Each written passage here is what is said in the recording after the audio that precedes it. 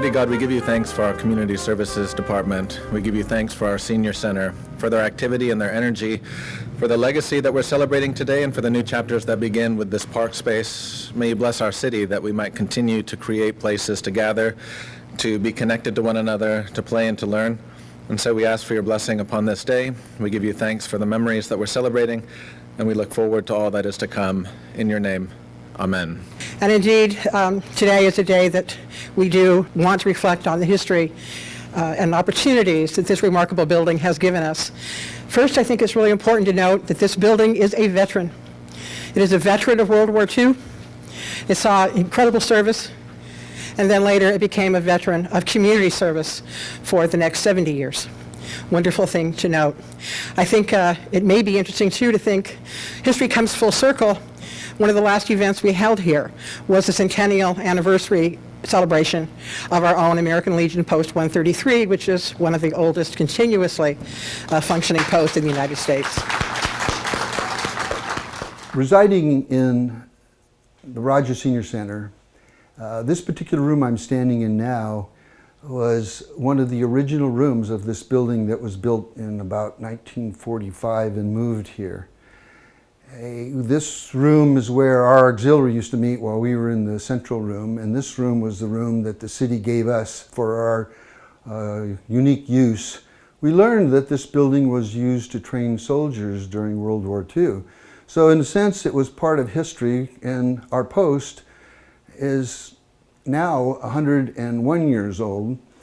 And when we had our 100th centennial celebration, we utilized the rooms in this building to have the various war eras represented and had someone from those war eras to talk to people, with, of course, the exception of World War I. That way the people could see uniforms from the various wars, they could see memorabilia, we had plaques, pictures, and again, someone to answer questions or talk about what they were looking at. We had a ceremony at 1 o'clock where we had the city mayor and some other individuals, and we did some presentations. We honored two of our older veterans.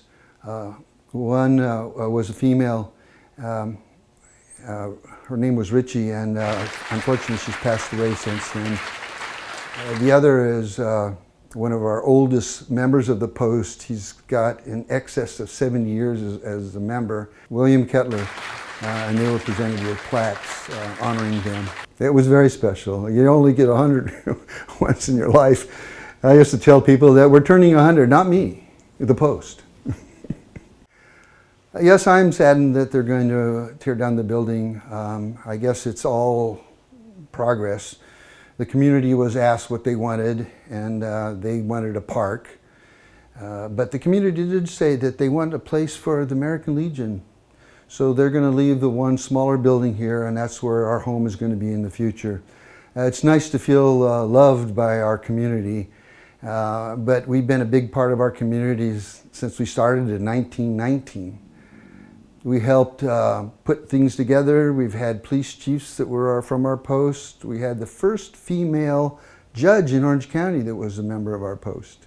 So we've got a lot of history in this city. We're only 10 years younger than the city itself. You will notice that some of you have flowers. I know we missed a few people.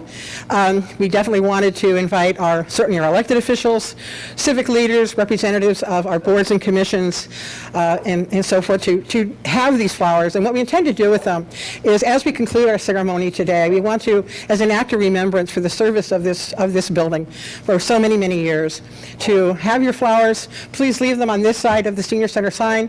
I and our Art Center Director, Kate Hoffman, will collect them. They will be taken inside the building and will be left there for the duration of the building's demolition, our final tribute to this incredible story. A little bit of the story about this in 1949 when this building came to us. And it was an interesting time because our civic leaders and our community members were very concerned about the effects the Second World War had had on our youth, our high school students. They were doing things like smoking cigarettes and two-piece bathing suits and staying out late at night. And so they conceived this sort of a kernel of an idea that has grown to become our community center model, that if these young people had a place place to gather and develop skills under the watchful eye of responsible adults. This would be really meaningful and transformative in our city. So they decided they needed a building to do that, and what they wound up doing was they bought this one. This building is actually T-1099. It is one of 6 classrooms that were on the Santa Ana Army Air Base. Literally tens of thousands of U.S. and allied troops, men and women, went past through our doors and learned things like code breaking, foreign languages, strategy. Many of those people, of course, went on to be wounded and killed in the service of our country. So they bought this building, cut it up into 3 pieces, and decided to haul it here. At the time, this was a very undeveloped lot. There were no residents around it. It had never been much more than a barren field, and it was surrounded by wells and the detritus of oil production. That made it an asset. Meant that they could have the teenagers here, close enough for them to get to, far enough from any residences, hard to believe now, for them to be a nuisance and cause a lot of noise. So they patched her up, glued her together, painted her, moved in our fledgling Parks and Recreation Department, and welcomed high school students, and only high school students, to participate. Sock hops, a canteen, games, all kinds of wonderful after-school activities. When I was actually about 16 years old, because now I could drive, I didn't come over here when I was riding my bicycle for whatever reason. But when I got to be 16, all of the kids at school, we would say, well, gee, after we have dinner, let's all meet over at the rec center about 7 o'clock. And if we were going to do something else, we would come here first, decide what we were going to do. And there were a number of different things that we were up to that I won't talk about. And nothing illegal, but just fun things. And they had ping pong tables, had pool tables, had a dance floor. They had dances, I think on Friday nights, as I remember. This property was too small to play a true baseball game because the fences were too short. Center field, where the rec center is, would be way too short. Right field, there was no buildings over here, so the right field fence was clear down at Orange Avenue, which was 500-600 feet. So if you're left-handed like me, and you could hit it out into right field, it just disappeared into the dark. Plus the lighting was terrible. This was the only lit field in town. High school had a baseball diamond, but there was no lights on it, so you couldn't play there at night. And this was it. And you know, it was in the 50s, and I guess they figured the lights that they had probably were lit originally for softball, and the softballs wouldn't have been hit outside where the light area was. But when they converted to the 10-inch game, I hit several balls clear over the rec center out into the street. There were a number of other things that went on here. Frank Sorelli, local person, had a softball team, and he was an assistant coach to the Orange Lionettes, who were a national softball team. The ladies played all over the United States, and they were U.S. champions, as I remember. So Frank invited them to come down one night, play an exhibition game here against his team, which they did. And we were all shocked to see how good those women softball players were. And this was probably 1952, 1953. Other games that were played here were Church League, what was called blooper ball. It was a 16-inch soft, and I don't want to use the word softball, but a fleece ball. You could squeeze it, and if you hit it just right, you were lucky to hit it maybe over the second base or the shortstop's head. And it was played with 5 guys and 5 girls. And the other thing that occurred here was the Recreation Department sponsored a girls softball league only for high school age girls. And in 1955, we hired a gentleman by the name of John Beidel to work at the dealership. Well, John had been coaching the girls softball teams here, and I'm 17 years old at the time, and he says to me, would you like to be an assistant coach? Help me coach these young ladies. Well, what 17-year-old young boy wouldn't like to coach a bunch of young girls softball teams? So I said, sure, why not? And so I started as an assistant with John, and after a couple of years, they needed another coach, so I agreed to be a head coach. Coached the girls softball here for about 25 years. I pitched a couple of no-hitters here. I hit a lot of batters here with my pitching. I was threatened to be knifed by a group one night after hitting a few of their players. I have a lot of really fond memories. The time in the rec center, it really hurt me when they turned it into the senior center and paved it over, and we could no longer play ball here. And it's kind of funny now, we realize what this building became. You can see from the sign what it became, that as other groups clamored to use the site, the first ones booted were this pesky group called the Old Age Pensioners. And they were told, go find someplace for old people. This is only for the young. Over time, of course, it went on to serve all kinds of groups, all kinds of memories, all kinds of people. And in 1975, our aging population really demonstrated that the needs of our seniors had become acute. And they decided to remodel, which basically meant spiff up this building and dedicate it as their senior center, and that they did. It was a wonderful evening. We had the good timers, elderly ladies in silver shoes, and a wonderful rollicking band called Dukes Rhythmiers, and everybody danced the night away. The next 10 years, this was absolutely the home to our senior population, and in 1983, they realized they'd about worn the thing out. So they temporarily relocated the Lake Park Clubhouse. The building was again renovated and extended, much as the back auditorium that you can't see from here was added at that time. And at that point, they dedicated it in honor of Michael E. Rodgers, a tireless worker for our community, and especially our seniors. And of course, those last decades of its life as a senior center are really, I think, perhaps the most prominent and the most telling in the story of this site. I am Randy Piscata. I am the director of the Senior Center in Central Park. I worked here at Rodgers since 1999.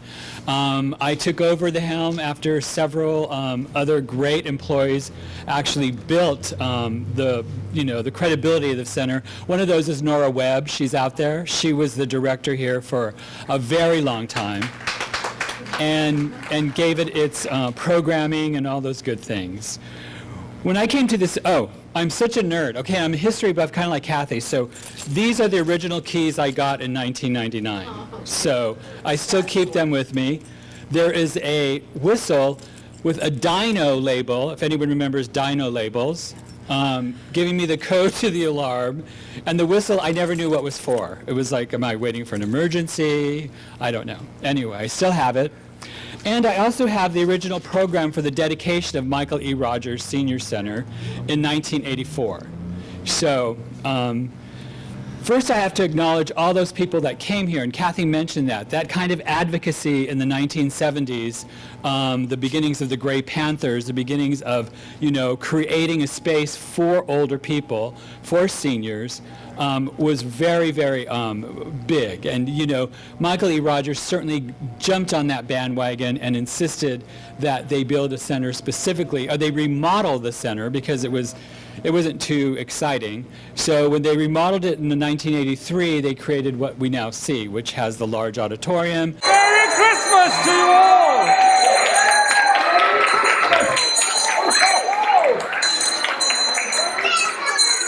Merry Christmas to you! And a very Merry Christmas! You're very pretty, aren't you? Here you are, I've got a candy cane for you. Would you like to come and have your photograph taken with me?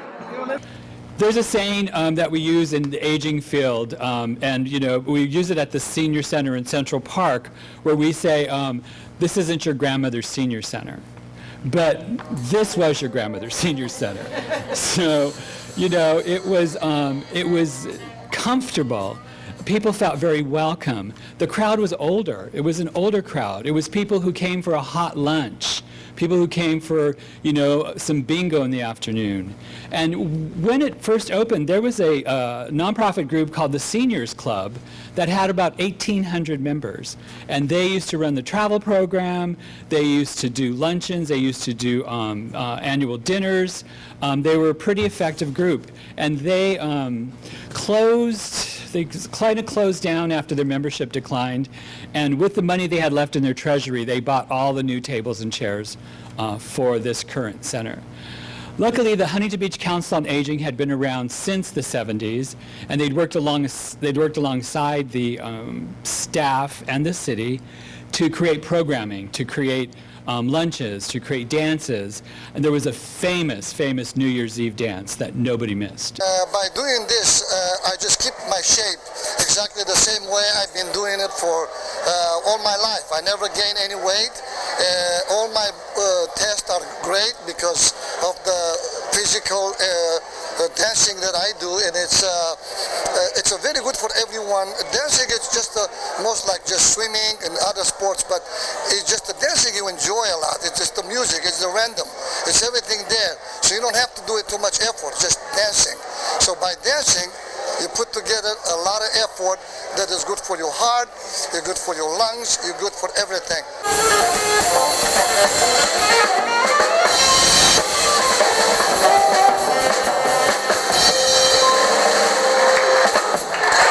So along the way, certain key members of the community services staff that are still with us worked with us here. One of those is Chris Cole, who's out there, and he created a whole new vibe for seniors back in the early 2000s. So he revamped the dance, made it cool. Other cool community service members, Chris Slama worked here.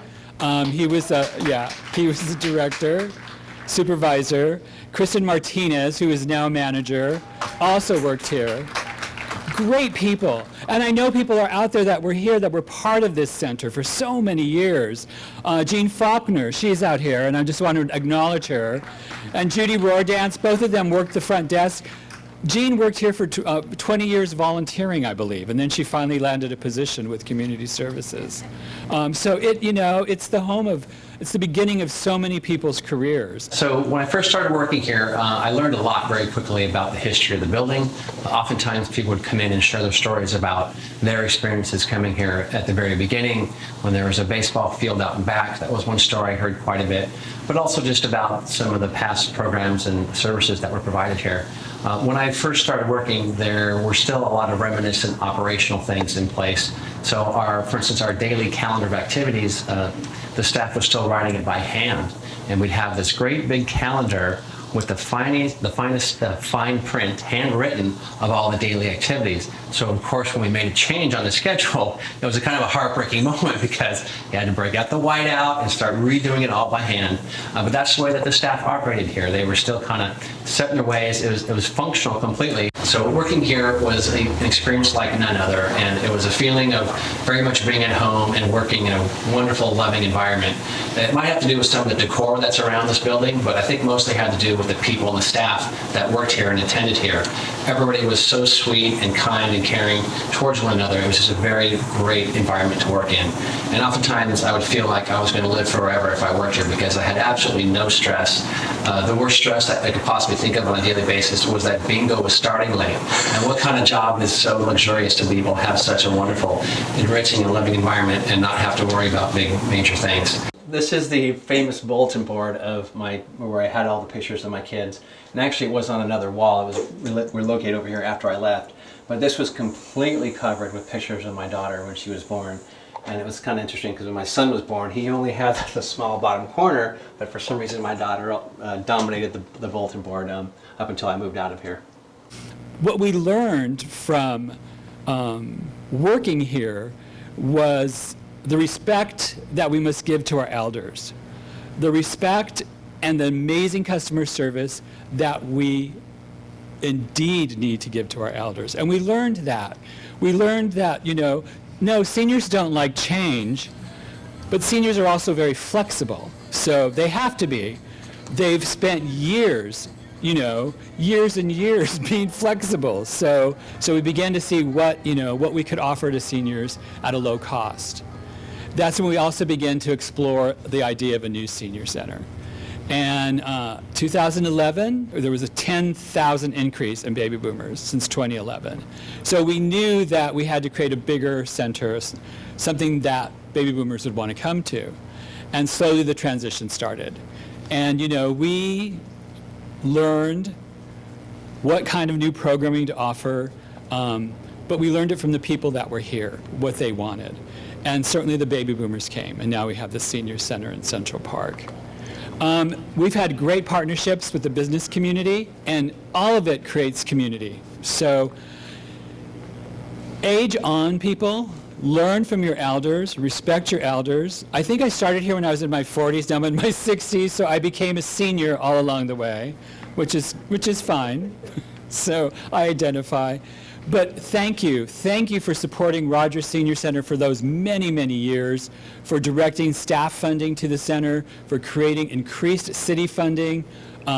It was appreciated, and we're going to say goodbye to this old building. Thank you.